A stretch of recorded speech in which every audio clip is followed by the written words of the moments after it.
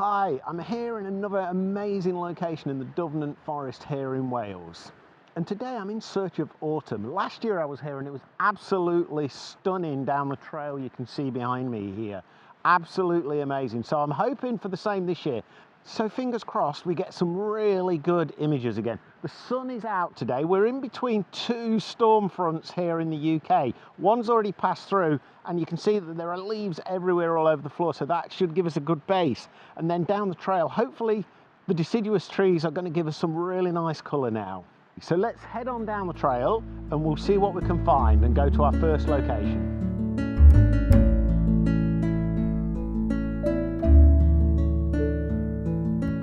Straight off the bat, what I've noticed, this tree, the colours with the sun behind it, the sun's really low in the sky at the moment, which has given us a great background.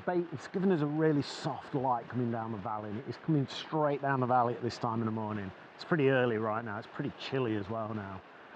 So what we've got, look at the colours of those leaves and the green moss, the green on the frame. And what I'm looking at here, we've got the leaves at the bottom almost creating a low-level base, and we've got the grass, the moss and the leaves on the floor creating a great bottom of the image for us to frame that.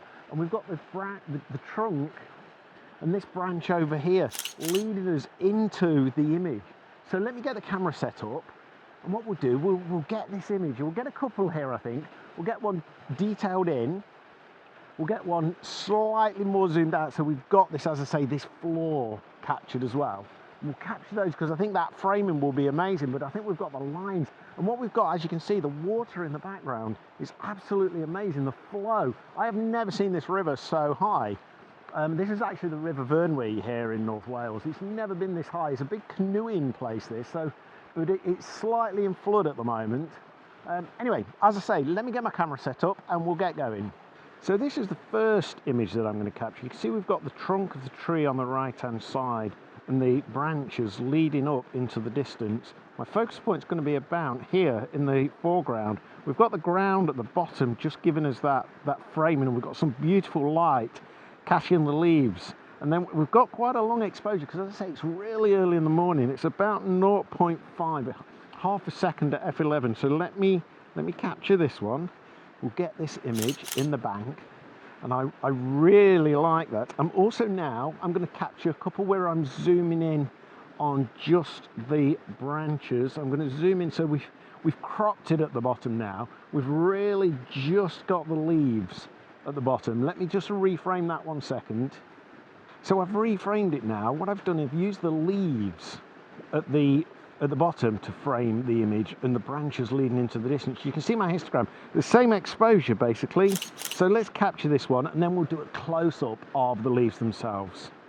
And here's my third image. What I've done, I've zoomed in slightly. I love the way that this branch comes from the bottom right to the top left, and the trunk of the tree dissects the image and frames it on the right.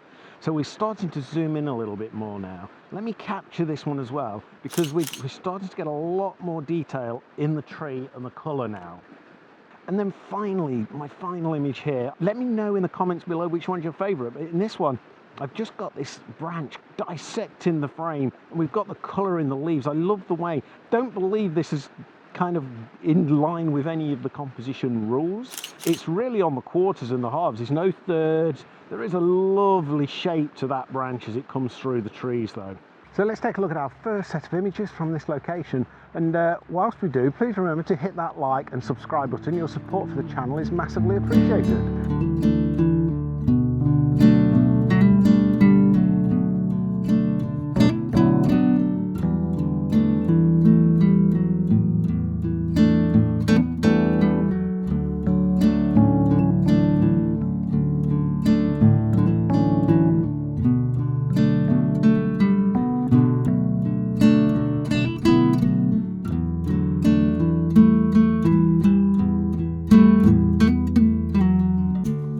I'm actually kind of walking pretty fast now. I want to try and see if I can get there. You know what it's like being a photographer? The sun is starting to rise a little bit and it's going to burn this mist off. I'm kind of suspicious that I might miss it, which will be a bit unfortunate. Maybe I should have skipped breakfast. But fingers crossed, I can start to see a little bit of mist at the moment over the river. So I'm making my way down the trail now. And this, I've just noticed further down the valley there's some mist. I'm really hoping that I've got here early enough to see that mist. So I'm a little bit further down this stream, down the valley now, and I've noticed this amazing landscape here. Just let me quickly turn the camera around. Just look at this landscape, absolutely stunning. We've got the sun coming down from the right-hand side. We've got the trees over the grass and the mist in the thing. It's a very high contrast. We've got the stream just to the left as well. When the sun's on it, the contrast is so extreme, but you can see here that what I'm looking at is the stream bottom left, the grass and the trees. So what I'm trying to do is get that, and I'm going to try, it's actually going to burn out. You can see on my histogram potentially that we've got a little bit of a spike in the highlights, but that's not going to worry me for this particular image, because what I want to do is I'm not worried about the burnout. I think that really enhances the colours in the leaves. Still very green. Now I'm going to have to come back in a couple of weeks. I'll probably do another video, but I'll be back in a couple of weeks. But I truly love the way the sun is coming really low just after sunrise, straight through. So whilst here, I did actually manage to capture a few small shots of the mist. It's disappearing so quickly. The sun has come up. Next time I come here, I note to myself is to come before sunrise and not at sunrise, just so that I can get down the valley in preparation for the mist in these conditions. I think I've possibly missed it.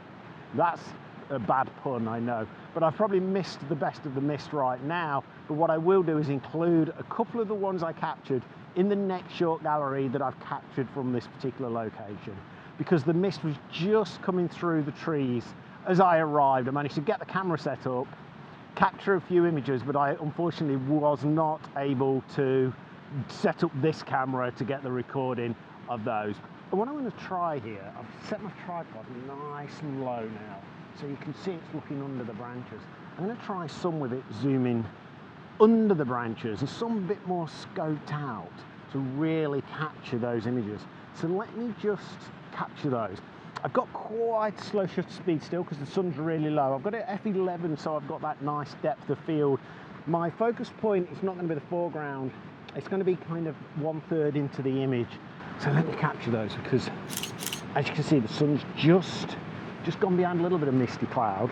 So let's take a look at these images now captured here. As I say, there are a couple that are misty as well, which I managed to get just as I arrived, but they're not the best. I historically have got much better misty shots than these, but I'd be intrigued to know what your thoughts are.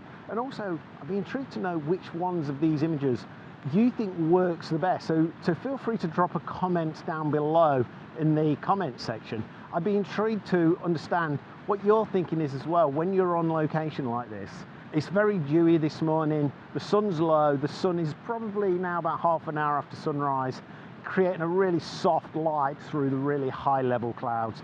Pity about the mist, but that's for another day, and I will return to this location again one day.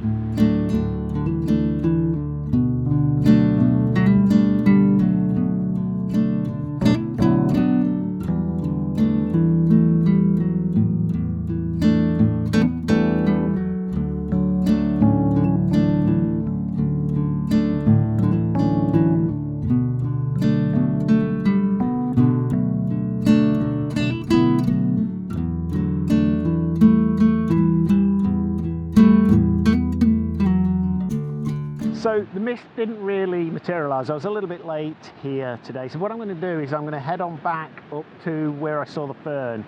That should now be starting to get some sunlight on it.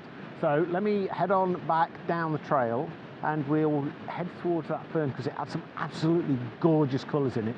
So whilst walking down the trail here, I've noticed that because the river's in flood and the sun's beaming down the valley, there's some absolutely great shots of the water as it's flowing down, and this particular image composition has captured my eye. Let me just spin you around and we'll take a quick look.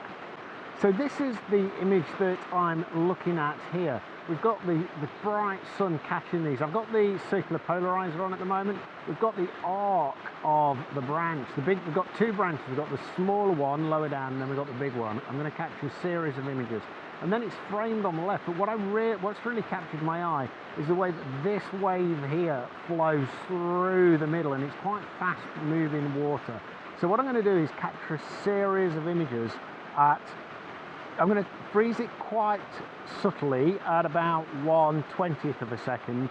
I'll put the technical data on the images anyway, and then go up to 1 second. The challenge with long ones is these leaves here are being blown in the wind, and because they're just touching the floodwater, they're actually moving. But I think that could actually add a bit of dynamism to the actual final image.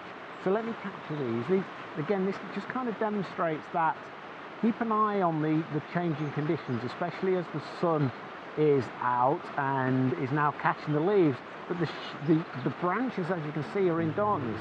So let me show you these images.